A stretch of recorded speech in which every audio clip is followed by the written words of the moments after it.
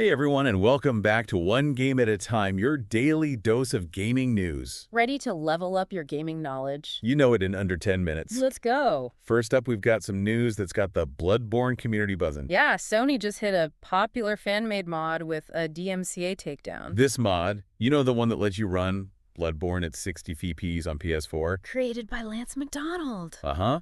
This mod was super well received. Praised by tons of players. Even got featured in Digital Foundry videos, you know, those guys who analyze all the tech stuff. So why the takedown now? Well, the speculation's running wild. Yeah, a lot of people think this could mean Sony's prepping for an official Bloodborne remaster. Or remake, even. Especially since the game's 10-year anniversary is coming up. And Bloodborne fans have been wanting this for ages. Oh yeah, they're hungry for any little scrap of news. Anything that even hints at a possible announcement. It's worth noting that Sony has had some pretty successful remasters recently.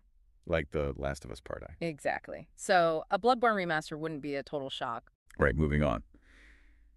Spider-Man 2 has finally made its way at PC. It's on Steam now. But the launch hasn't been as smooth as Spidey's web-slinging. Not quite. It hit the top of the sales charts right away, but... The number of players actually playing the game at the same time, it's way lower than the first Spider-Man game. Oh, wow. Like 19,000 compared to 66,000. That's a big difference. And there have been a bunch of reports of performance issues. The crashes, too. Leading to mixed reviews on Steam. Which is a shame, because the original Spider-Man on PC was really well received. Yeah, it got overwhelmingly positive reviews. This is a pretty rare misstep for Nix's.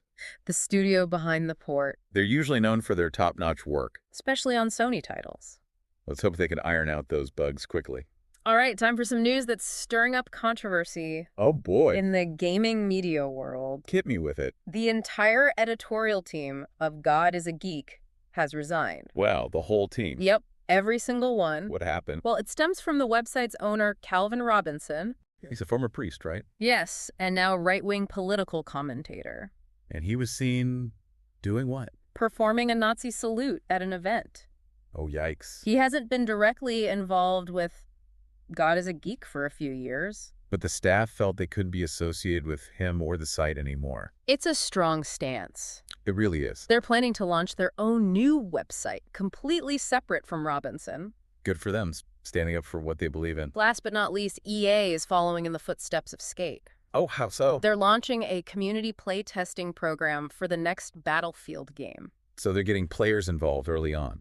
Just like they did with Skate. But that actually worked out pretty well for Skate, right? It did. Players gave valuable feedback and helped shape the game. And now EA is hoping to do the same with Battlefield. Especially after the rough launch of Battlefield 2042. That one didn't go over so well with some fans. To try and avoid a repeat, EA has confirmed a few things about the new Battlefield. Like what? It's going back to a modern setting. No more futuristic stuff. And they're ditching the specialist system.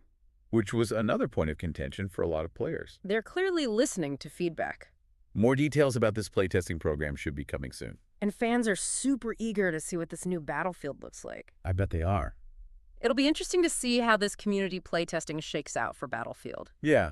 It feels like they're really trying to get ahead of things this time. Yeah. You know, learn from the past. Sticking into the past, remember that Bloodborne DMCA takedown we talked about? Oh yeah, the 60 PPs mod? All right. I know fans were reading into it like crazy. Hoping for a remaster announcement. What's the latest? Well, Lance McDonald, the modder himself, actually went on Twitter to clarify things. Oh, really? Yeah. So is Sony really cracking down on modders or what? McDonald said that Sony's takedown request was actually pretty standard. Like, it was within their rights, you know? So no conspiracy theories then? He even said he was surprised it took them this long to issue the takedown. Interesting. So does this mean a remaster or a remake isn't actually in the works? He didn't rule it out completely. Of course not. But he also didn't fuel the hype train. Probably a good call. Basically told fans not to read too much into it. Which is probably smart. Bloodborne fans can get pretty intense. It's understandable, though. Oh, yeah. It's a beloved game. 10-year anniversary coming up. People are hungry for it. Okay.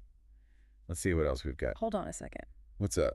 I think we might have skipped over something. Oh, no. Did we miss a story? We jumped ahead a bit. Oops. My bad. Okay, let's rewind. Back to God is a Geek staff resignation. Yeah. Remember how they all left because of the owner? The Nazi salute incident? Right. There's been a new development. Oh, really? What happened? Did the owner say something? It's actually the staff. They made a move. Okay. They launched their new website.